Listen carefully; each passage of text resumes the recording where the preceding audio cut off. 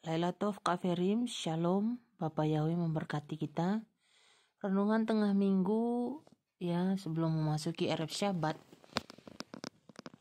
Pada malam hari ini di 20 Elul 5782. Saya diingatkan oleh Ruach HaKodes dari 1 Korintim 7 ayat yang ke-20. 1 Korintim 7 ayat yang ke-20. Di sana tertulis, biarlah masing-masing tetap tinggal dalam panggilan yang dengannya dia telah dipanggil. 21. Adakah engkau seorang hamba ketika dipanggil? Itu bukan masalah bagimu. Namun jika engkau pun mampu menjadi seorang bebas, manfaatkanlah sebaik-baiknya. Sebab dia yang dipanggil sebagai hamba di dalam Tuhan, dia adalah orang bebas milik Tuhan. Sama seperti itu pula dia yang dipanggil sebagai orang bebas, ia adalah hamba Khamasiah. Kamu telah dibeli dengan suatu harga, janganlah kamu menjadi hamba manusia. 24. Hai saudara-saudara, biarlah masing-masing tetap tinggal di hadapan Elohim dalam apa yang dengannya dia telah dipanggil. Amin.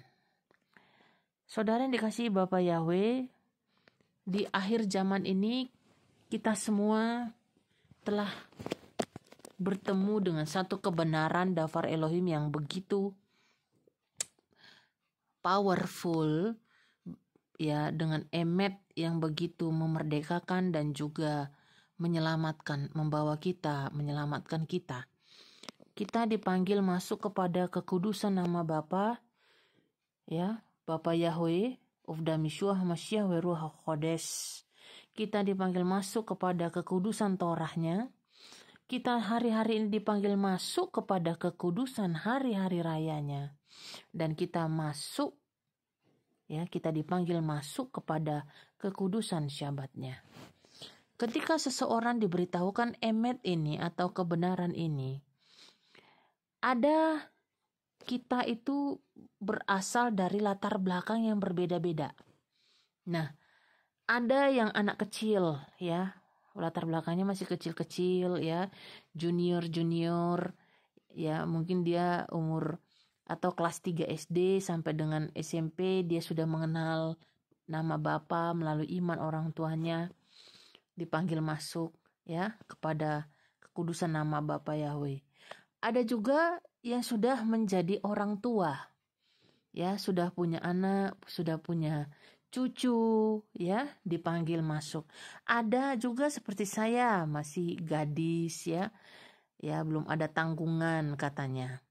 Sudah dipanggil masuk kepada kekudusan nama Bapa.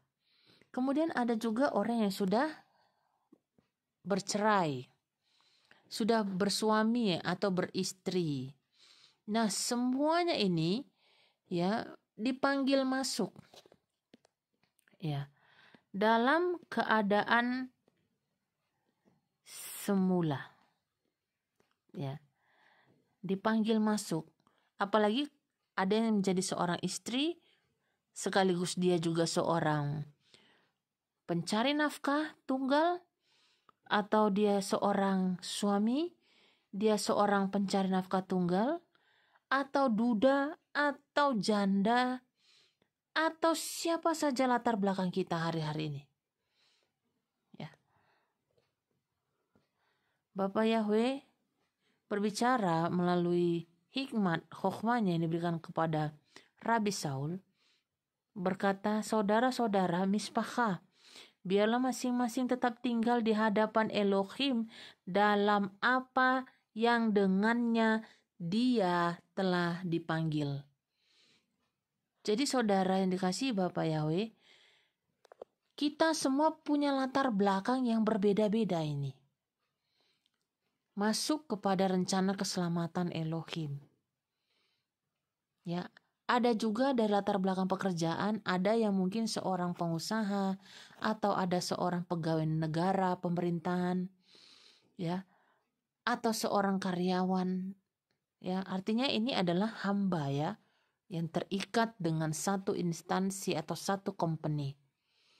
Ya, ataupun dia disebut sebagai orang yang merdeka, ya. Ini orang yang freelance, ya, punya usaha sendiri yang tidak terikat dengan satu perusahaan ataupun satu organisasi pemerintahan.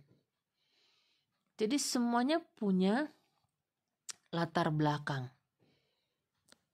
Nah, Rabi Saul menyarankan supaya kita tetap tinggal di hadapan Elohim dalam apa yang keadaannya dia telah dipanggil.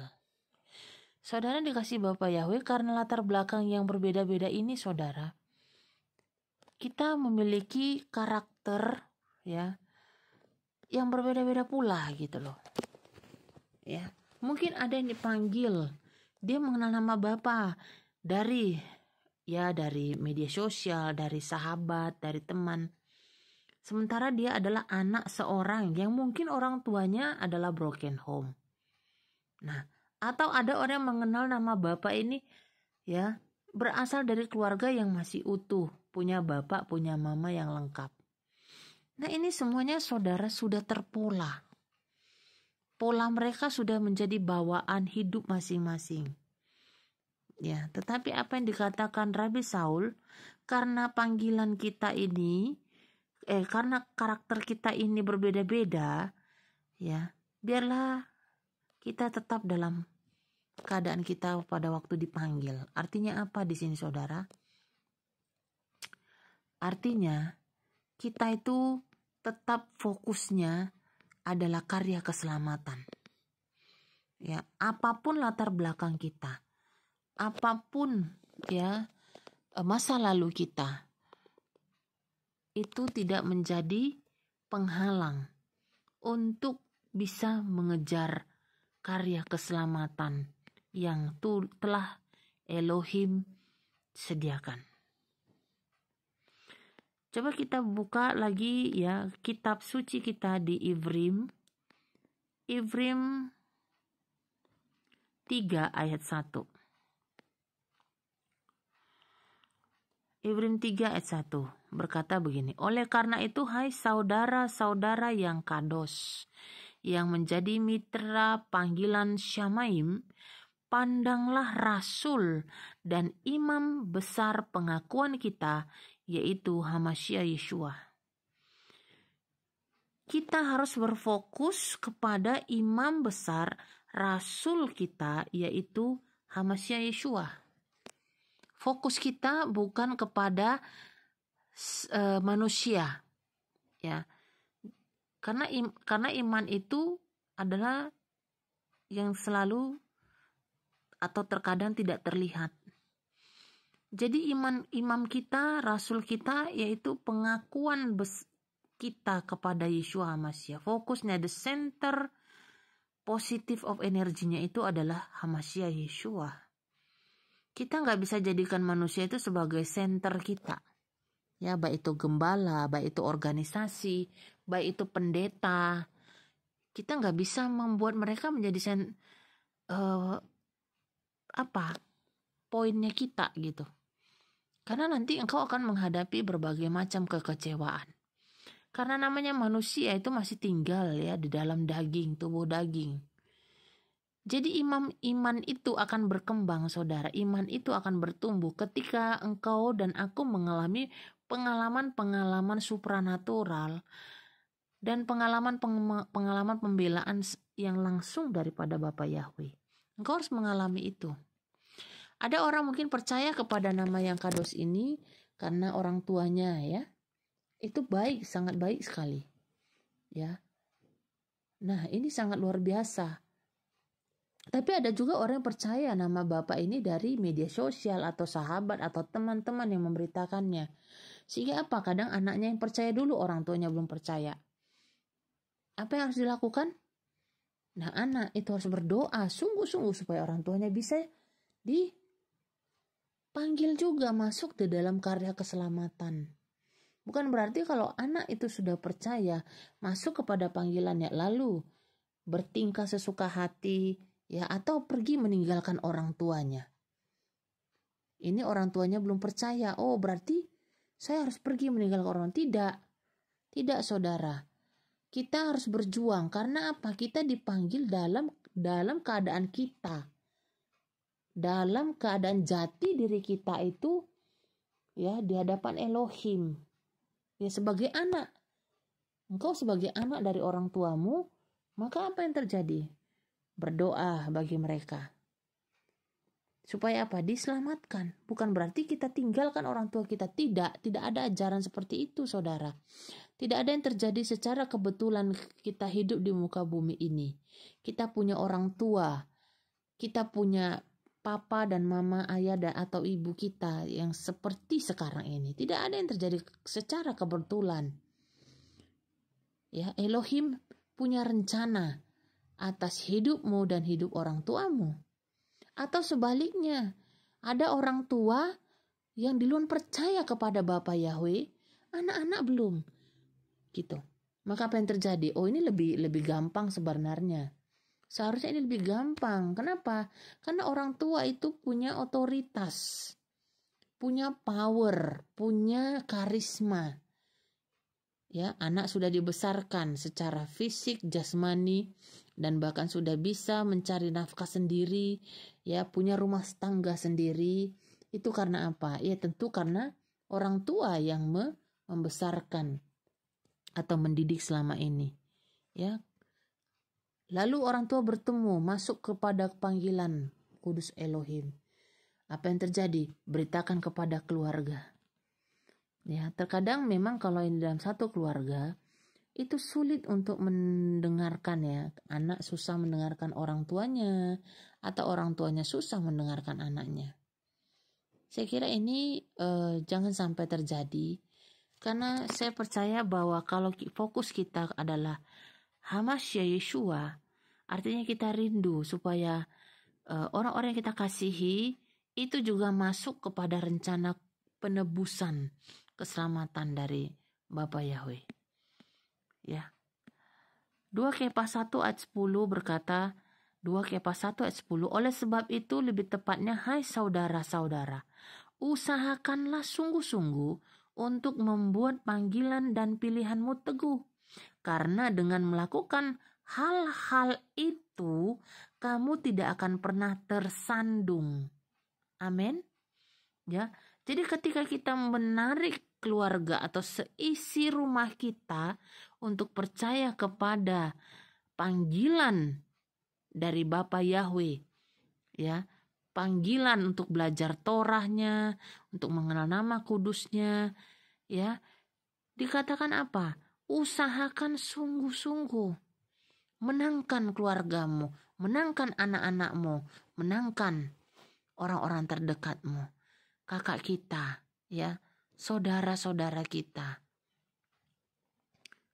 Kalau teman-teman kita, jika ada yang memberitahukan kita tentang karya keselamatan, kita harusnya bersyukur. Kenapa? Karena ya itu berbicara sesuatu great value. Ya, masih berlanjut ya, great value. The word great value itu artinya adalah kata-kata yang bernilai kekekalan. Nah, kemarin kita berbicara apa tentang dafar mutiara Elohim, mutiara yang kudus. Artinya apa? Kita berdoa, kita doakan, kita bela mereka di alam roh supaya Bapa Yahweh itu bekerja membela keluarga kita sehingga keluarga kita bisa masuk dalam panggilan kudus Elohim. Ya. Dan apa? Karena pilihan kita teguh, kita melakukan hal-hal itu. Apa yang dimaksud dengan hal-hal itu, saudara? Hal-hal itu adalah kita menghadirkan ya pengenalan akan Tuhan kita Yeshua, ya, melalui contoh-contoh kehidupan kita, ya. Kita belajar sungguh-sungguh, punya jam doa yang sungguh-sungguh, ya, memberi sungguh-sungguh dengan segenap hati, ya. Berbuat sungguh-sungguh, bekerja sungguh-sungguh, ya, menjadi berkat, ya. Kita juga harus mengambil berkat, action mengambil berkat supaya kita juga bisa menjadi berkat. Ya. Kalau kita melakukan pilihan kita teguh di hadapan Bapa, maka dia tidak akan tersandung. Ya. Jadi ada juga kita dipanggil sebagai seorang pengusaha mungkin. Ya, artinya apa? Jangan terus cepat-cepat tinggalkan tempat pekerjaanmu. Jangan. Elohim punya maksud menempatkan engkau di tengah-tengah atau di ladang pekerjaanmu. Ya. Kenapa? Karena mungkin orang yang di sekitarmu ya sedang memerlukan karya keselamatan. Romanin 9 ayat yang ke-11. Ya. Yang bagian B-nya coba kita baca. Supaya tujuan Elohim yang berdasarkan panggilan ilahi dapat berlangsung bukan atas dasar perbuatan, tetapi atas dasar panggilan. Ya. Kita dipanggil, saudara.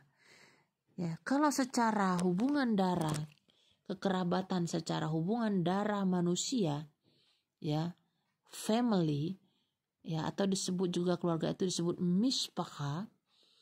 Terlebih lagi, saudara, seharusnya ikatan di dalam karena hubungan darah, karena kuasa darah Adonai Yeshua Mashiach itu harusnya lebih, kekerabatannya harusnya lebih kuat lagi.